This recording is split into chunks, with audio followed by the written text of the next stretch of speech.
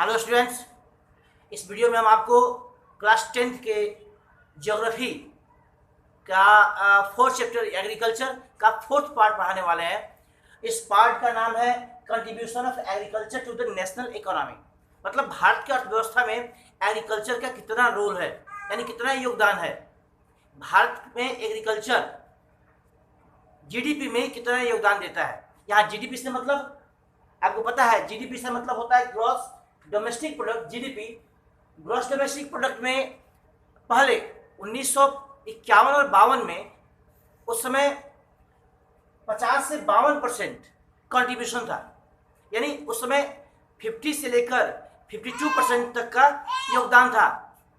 लेकिन वही आज के समय में, वर्तमान समय में वो 16 से लेकर 17% हो गया है, जिसमें बहुत ज़्यादा डिक्लाइनेशन आया है, बहुत ज़्यादा हाथ से है, कमी आई है, जो आने वाले समय के लिए भारत के लिए अच्छा नहीं होगा। जो भारत के लिए भविष्य में जो स्थिति है वो खराब स्थिति बताने वाली है। इसलिए गवर्नमेंट इस समस्या को देखते हुए और भारत के एग्रीकल्चर को मॉडर्न बनाने के लिए तमाम तरह के प्रयास गवर्नमेंट ने किया है। आज़ादी के बाद से बहुत सा प्रयास किया ताकि देश के एग्रीकल्चर में मॉडर्नाइजेशन आए और देश के एग्रीकल्चर में बढ़ोतरी हो, ग्रोथ हो। उसके लिए गवर्नमेंट ने establishment of Indian council of agricultural research ICAR का निर्माण किया। उसके बाद से एग्रीकल्चर यूनिवर्सिटी का निर्माण किया, वेटरनरी सर्विसेज का निर्माण किया, एनिमल ब्रीडिंग सेंटर्स बनाया, हॉर्टिकल्चर डेवलपमेंट के लिए किया और वेदर फोरकास्टिंग के लिए भी व्यवस्था की। जैसे वो किसान जिनके पास वो सारी व्यवस्थाएं नहीं है, जो नेचर पे आधारित है, वो इस पर निर्भर करते हैं और वो उसके फोरकास्टिंग के माध्यम से वो अपने एग्रीकल्चर को डेवलप कर सकते हैं। इसके बाद भी गवर्नमेंट ने बहुत से काम किया जो भारत के एग्रीकल्चर को बढ़ाने के लिए है। उसमें हरित क्रांति, जिसे हम ग्रीन रेवोल्यूशन कहा जाता है, उसके माध्यम से भी गवर्नमेंट ने प्रोडक्शन को बढ़ाने का प्रयास किया। व्हाइट रेवोल्यूशन, दूध उत्पादन, उसके माध्यम से भी अनाज को और जो फॉडर है एग्रीकल्चर को बढ़ाने का प्रयास किया गवर्नमेंट ने। फिर आज जो भारतीय किसान हैं, उन किसान में बहुत से चैलेंजेस, किसान से संबंधित बहुत चैलेंजेस को फेस कर रहे हैं। इसमें कंपटीशन भी है, इसमें विदेशों से कंपटीशन करना है और इसमें एग्रीकल्चर में जो इन्वेस्टमेंट है वो पूरा हो नहीं पाता। ये तमाम तरह की समस्या है। यहाँ तक कि मैकेनिज्म की भी कमी है, आधुनिकीकरण की कमी है, वो सारी इम्प्लीमेंट्स भारत में नहीं है, भारतीय किसानों के पास नहीं है जो समय के अनुसार चाहिए। जो दूसरा टॉपिक है बच्चों, वो है फूड सिक्योरिटी। फूड सिक्योरिटी का मतलब होता है कि फूड को सिक्योर करना उन कंडीशनों के लिए जब लोगों को जरूरत पड़े। यानी एक ऐसा समय आता है जब भारत में अनाज नहीं होता, कभी ऐसे बाढ़ आ गया, सूखा हो गया, पूरा सूखा पड़ गया या बाढ़ आ गया, उस समय में किसानों को कौन अनाज देता है, उस समय किसानों तक अनाज कौन पहुंचा सकता है। यानी बहुत से ऐसे अमीर लोग, अमीर किसान होंगे, जिन अमीर किसानों के पास बहुत सा जमीन होगा और उन जमीनों की वजह से उनके पास अनाज भी बहुत ज़्यादा होगा कि अगर 2-4 साल अगर उनके अनाज नहीं भी होता है तो उन जो सरप्लस है अनाजों का बचत है उससे वो काम चला लेंगे। लेकिन वो गरीब लोग, जो कॉमन पीपल है, उन तक वो सब सारी व्यवस्थाएं कहाँ से आएंगी, ये सब समस्या है। आवाज हो रहा है? तो ये सब सारी समस्या है और इसके लिए गवर्नमेंट ने विशेष व्यवस्था किया। इसके लिए फूड सिक्योरिटी बनाई गई। फूड सिक्योरिटी के माध्यम से national food security system government ने बनाया और उस सिस्टम के माध्यम से दो तरह की चीज़ें सामने आई, बफर स्टॉक और public distribution system. Buffer stock क्या होता है? बफर स्टॉक में गवर्नमेंट पहले ही चीज़ों को, अनाजों को लोगों से खरीद के रख लेती है और जब वो जरूरत पड़ता है, जब वो सूखा या बाढ़ पड़ता है, उसे फिर वो उस समय देती है। या हो सकता है कि सभी राज्यों में एक समान अनाज का उत्पादन नहीं होता है। कुछ ऐसे राज्य हैं जहाँ पर ज़्यादा अनाज का उत्पादन होता है, लेकिन वैसे ही कुछ ऐसे राज्य हैं भारत में जहाँ पर अनाज की उत्पादन ज़्यादा नहीं होता। तो जिन राज्यों में अनाज का उत्पादन ज़्यादा नहीं होता या किसी कारणवश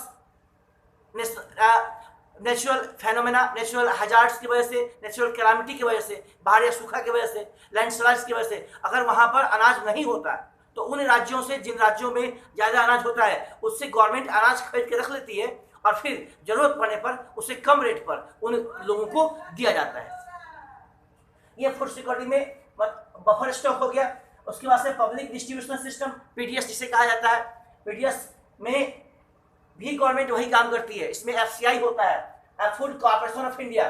फूड कॉर्पोरेशन ऑफ इंडिया एक ऐसा गवर्नमेंट का सिस्टम है जो पहले से ही अनाज बड़े बड़े किसानों से अनाज खरीद के रख लेती है। जब भी आप देखे होंगे कि जो अपने यहाँ खरीफ और रबी क्रॉप्स होता है, जब उसकी शुरुआत दौर होती है तो गवर्नमेंट पहले ही उन अनाजों को खरीद के रख लेती है, चाहे वो गेहूं हो चाहे चावल हो, और उनको स्टॉक कर लेती है।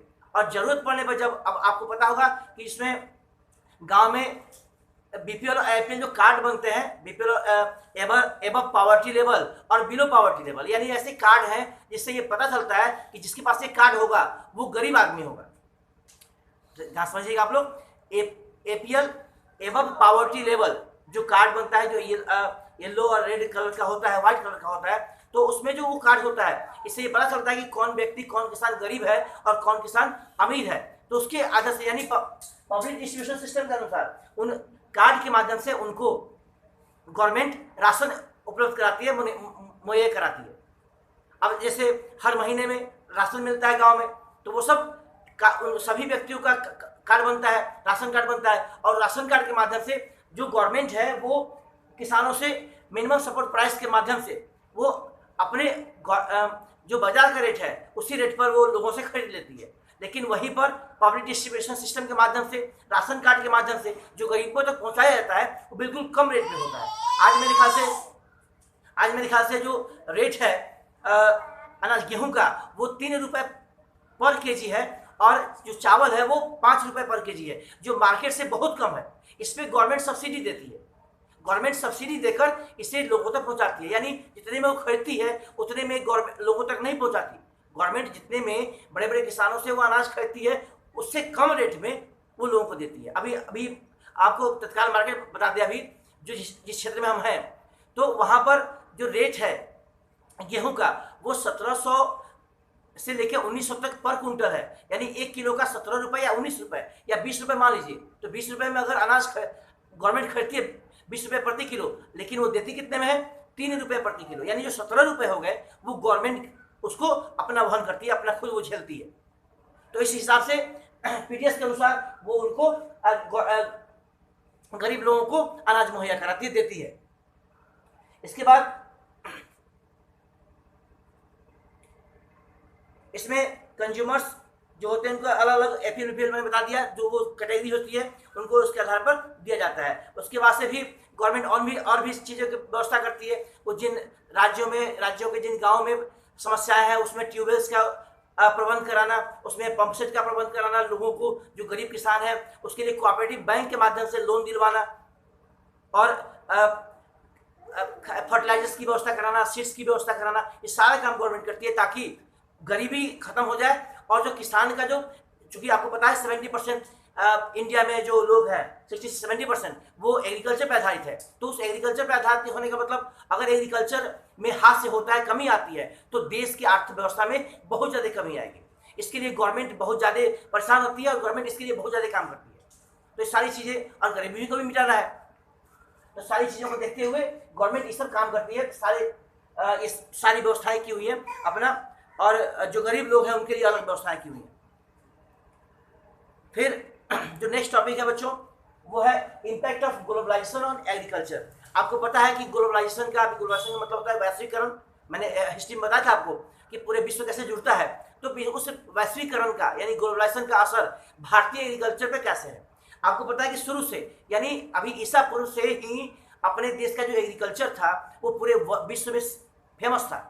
यानी भारत में उत्पादन किए जाने वाले चाय, कॉफ़ी या जो स्पाइसेस थे या कॉटन, जो रॉ कॉटन थे, उन सभी चीज़ों का एक्सपोर्ट पूरे वर्ल्ड में होता था। और उसी एक्सपोर्ट की वजह से जो बाहर के जो ट्रेडर्स थे, व्यापारी थे, वो भारत में आए, भारत से व्यापारी संबंध स्थापित किए, ट्रेडिंग रिलेशनशिप स्थापित किया। उसके बाद भारत में शासन भी किया। वो जो लोग भारत में शासन किए, जो ब्रिटिश वाले भारत में शासन किए, वो लोग भारत से व्यापार करने आए थे, लेकिन यहाँ के जो चीज़ें थी उन पे उन्होंने मोनोपोली स्थापित किया, एकाधिकार स्थापित किया, और एकाधिकार के साथ साथ उन्होंने यहाँ पर शासन करना शुरू कर दिया। तो सारी चीज़ें सब भारत में उन सारे चीज़ों के उत्पादन से है जो दूसरे देशों को सपोर्ट करती है। तो ग्लोबलाइजेशन का अच्छा असर रहा है, शुरू से अच्छा असर रहा अपने देश पर। और भारत की अभी हम लोगों ने पढ़ा कि कैसे भारत की जो फल और सब्जियां हैं पूरे वर्ल्ड में फेमस है और पूरे वर्ल्ड में छाई हुई है और पूरे वर्ल्ड के लगभग देशों में उसको एक्सपोर्ट किया जाता है। तो इस तरह से भारत में अच्छा असर है इसका। और ग्लोबलाइजेशन के माध्यम से जो फार्मर्स हैं उन्होंने बहुत से चैलेंजेस भी फेस किया है। उन चैलेंजेस में भी जैसे उनके पास कंपटीशन ज़्यादा है, अब बाहर की जो चीज़ें हैं उनसे कंपटीशन करना है भारतीय किसानों को, तो ये सब सारी समस्याएं भी लोगों को झेलनी पड़ती हैं। इसमें वो व्यवस्थाएं अभी मॉडर्नाइजेशन के आधार पर भारत की जो एग्रीकल्चर है उसको मॉडर्नाइज नहीं किया गया पूर्ण से। ऐसे बहुत सी जगह है जहाँ पर मॉडर्नाइजेशन नहीं है, तो उसको मॉडर्नाइज करके उस ग्लोबलाइजेशन का असर और भी बढ़ाने के लिए गवर्नमेंट ने पूरा प्रयास किया है। तो इस तरह से देखा जाए तो ग्लोबलाइजेशन का अच्छा असर है भारतीय एग्रीकल्चर पर, इसलिए कि भारत की जो एग्रीकल्चर प्रोडक्शन है, जो प्रोडक्ट्स हैं वो पूरे वर्ल्ड में फेमस है।